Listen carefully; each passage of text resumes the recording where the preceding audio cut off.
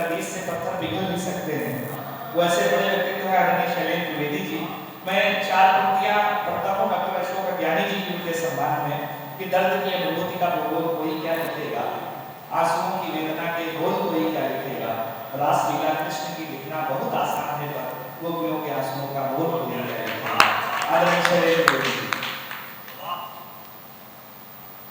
अशोक अज्ञानी जी की उपस्थिति होनी चाहिए।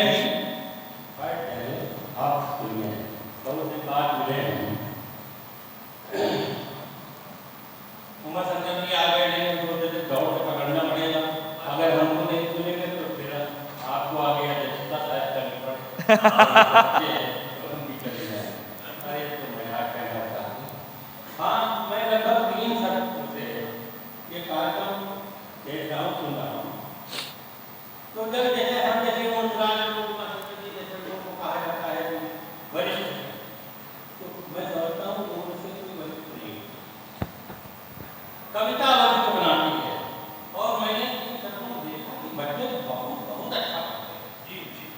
तो वरिष्ठ तो कहना ही बेकार है, ये कनिष्ठ है वरिष्ठ। जो ये बच्चा जो प्रशांत लिखता है वो मैं नहीं लिख सकता, और जो मैं लिखता हूँ वो प्रशांत नहीं लिख सकते, तो वरिष्ठ और कनिष्ठ क्या है। तो मेरी जो अनुभूति है आज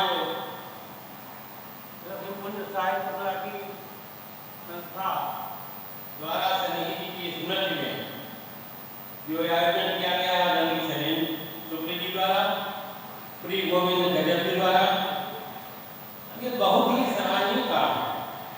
ये अपनी गोविंद जी अपनी विरासत को संरक्षित करने का आप अपनी पीढ़ी को संदेश दे रहे हैं।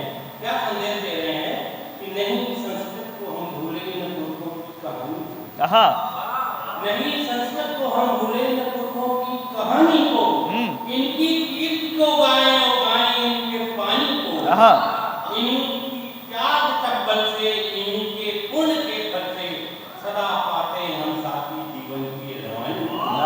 इनके त्याग तब्बल से इन्हीं के पुण्य के फल से सदा पाते हम साथी जीवन की रवानी को। तो हम तो विरासत के साथ चल ही रहे हैं, क्योंकि आप उनके परिवार से हैं, तो ये कह के आपको नहीं लगता है जी जी क्या कहना है? हाँ हाँ बिल्कुल बिल्कुल।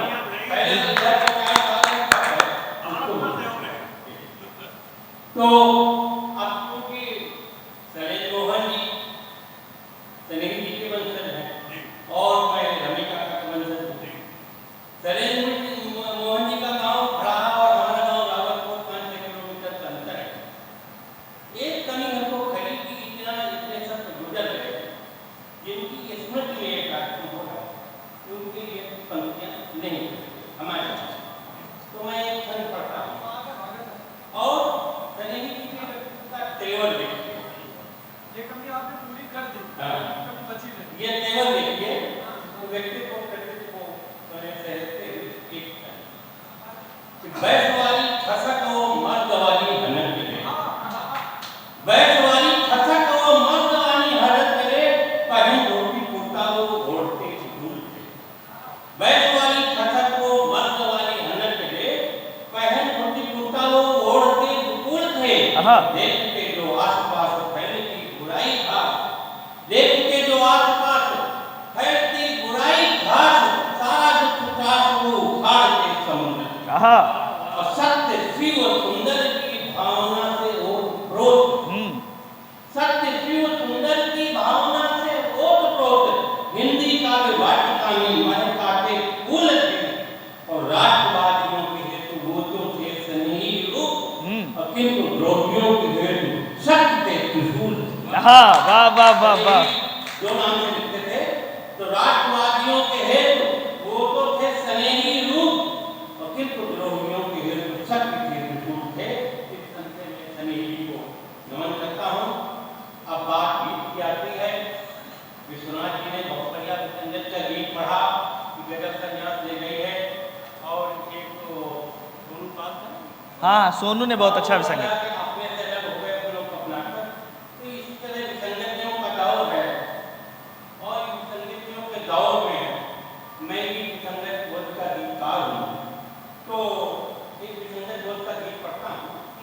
स्वागत है दादा। और गीत के विषय में कहा गया कि जो भी होगा पहला विवाह से दूसरा होगा गान। हमारे काव्य भारत भूषण जी कहते थे कि जब कविता की भी आंख पीली हो जाती है तब गीत का जन्म। जब कविता की भी आंख पीली हो जाती है तब गीत का जन्म होता है। मैंने पूछा कि 4 पंक्तियां लिखी थी गीत का, जब मेरे गीतों का जन्म कैसे हुआ जी।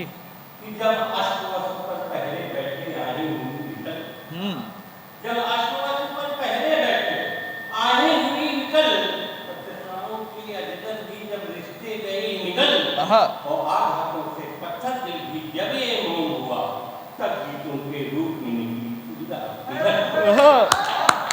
आग हाथों से पत्थर दिल भी जब ये मोम हुआ तब गीतों के रूप में निकली पीड़ा पिघल पिघल। ऐसी ही संवेदना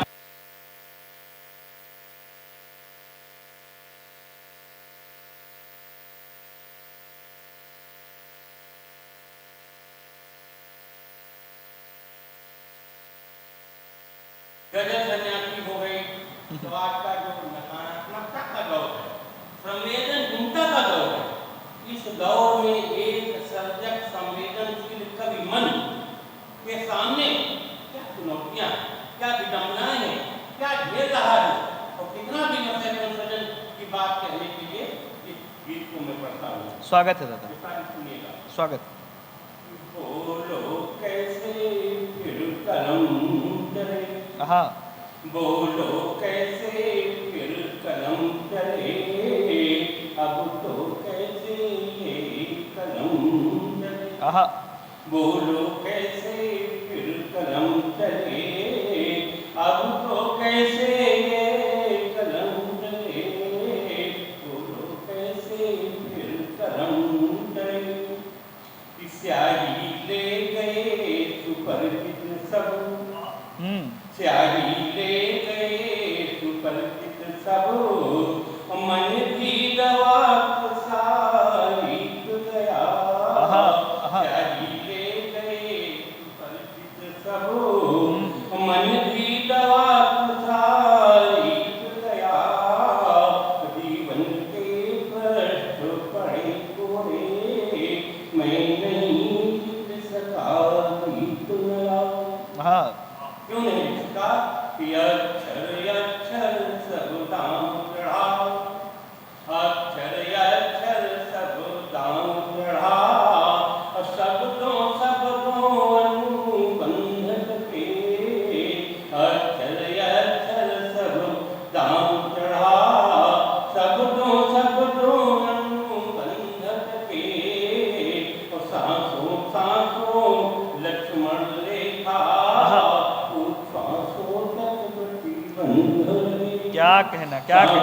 सांसों लक्ष्मण रेखा, श्वासों तक प्रतिबंध लगे, मर्यादा ढोते संस्कार, मर्यादा ढोते संस्कार, के आदर्शों से गए छले, पीड़ा कैसे मुखरित हो फिर, संबंधों में जब अधर सिले।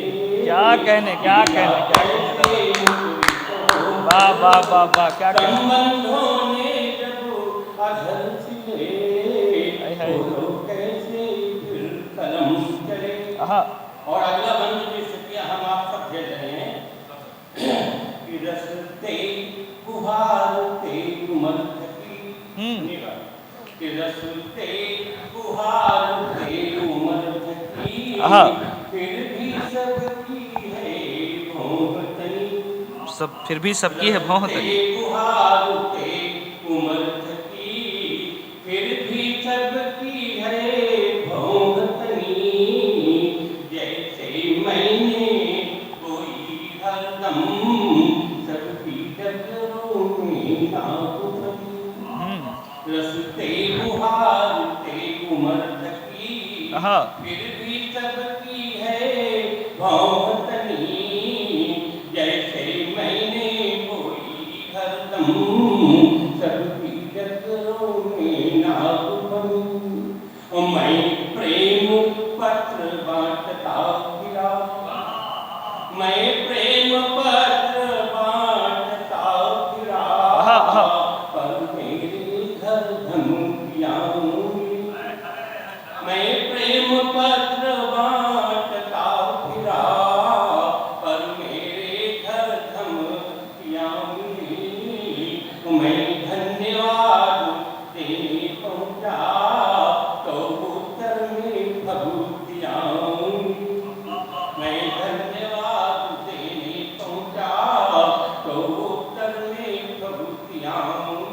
क्या कहने लगा। मेरा बस दोष रहा इतना, हम्म। मेरा बस दोष रहा इतना कि हम नहीं लीक को छोड़ चले। हाँ, मेरा बस दोष रहा इतना हम नहीं लीक को छोड़ चले। तो कैसे मैं दीप जलाऊं जब हो रहे आंधियों के हमले। आय हाय। तो कैसे कलम चले। और अंतिम चरण कि विश्वासों के घर लगल कहीं, विश्वासों के घर लगल कहीं, संशय पा जाए पहुनाई। वाह। विश्वासों के घर लगल कहीं, संशय पा जाए पहुनाई।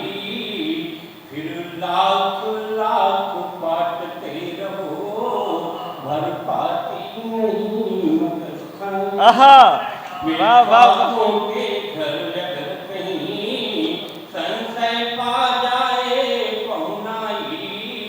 फिर लाख लाख बांटते रहो, भर पाती नहीं मगर खाई।